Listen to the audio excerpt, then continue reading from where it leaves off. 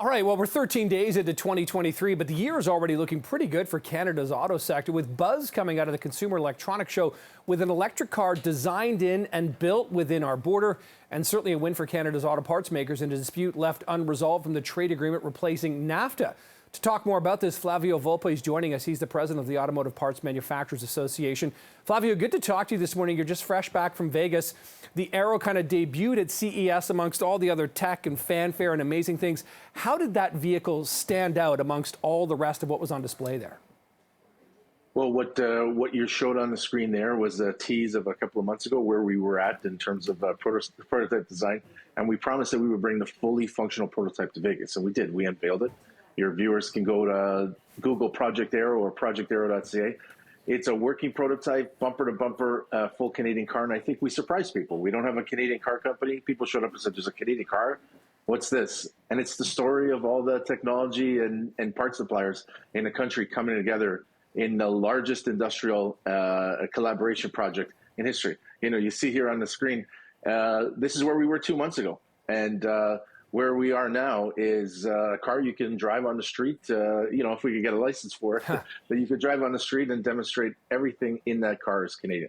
And how important is that, Flavio? You highlighted this. You know, we don't have a Canadian auto manufacturer currently, but how important is it for just the Canadian auto industry, or just for Canadian industry in general, that we can do this, that we can make something like this so impressive? Well, the whole world is talking about transition to EVs or hydrogen fuel cell cars.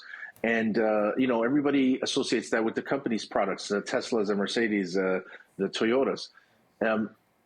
Every car is made, about 75% of every car is made by auto suppliers. They come together into those factories like a jigsaw puzzle.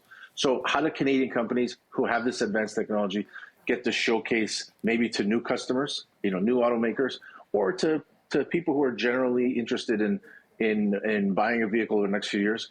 Well, we gave them a platform. This is a lighthouse. So now, as we go to Tesla or we go to Toyota and we say, look at these 58 companies, they can power all your systems or provide all your systems. It is very, very unique because, you know, like we continue to talk about, we haven't seen a new Canadian car company in 100 years. It's hard to get people's attention in this industry without bringing everybody together. All right, well, you're definitely getting attention, and also a lot of attention in the auto industry, Flavio, this week was paid to what happened to the trilateral sort of Three Amigos summit between America, Mexico, and Canada, of course. And there was kind of a win for Canada and Mexico when it came to that dispute that was happening about, you know, how much or what percentage of parts in a vehicle are sort of, you know, made in America or / made in Canada or on this continent. What's the reaction been to this? Because this was, you know, deemed a huge win for the Canadian automotive sector in particular. Well, the reaction is what you think it is, and most importantly, not so much for the content, because, you know, we won our argument that we think is going to be better for the companies that represent the 100,000 people that work and make the stuff. But more importantly, I don't know that your viewers would believe that in an agreement between the U.S., Canada, and Mexico, and there was a dispute brought by the U.S., that Canada and Mexico could win a dispute. But they did, and what it means is that this new NAFTA, this USMCA, is actually for real.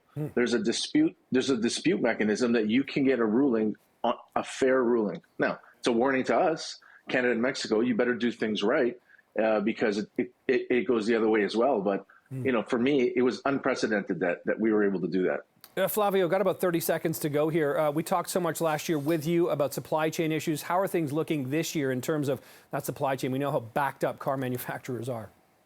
Well, that all really came from the shortage in semiconductors of microchips, and that's starting to even out. And so what we're going to see is we're going to see car makers get more of the microchips they need to make more of the cars they need, so there's more stock. And so people who are looking for a car this year are going to see prices start to recede back to normal levels.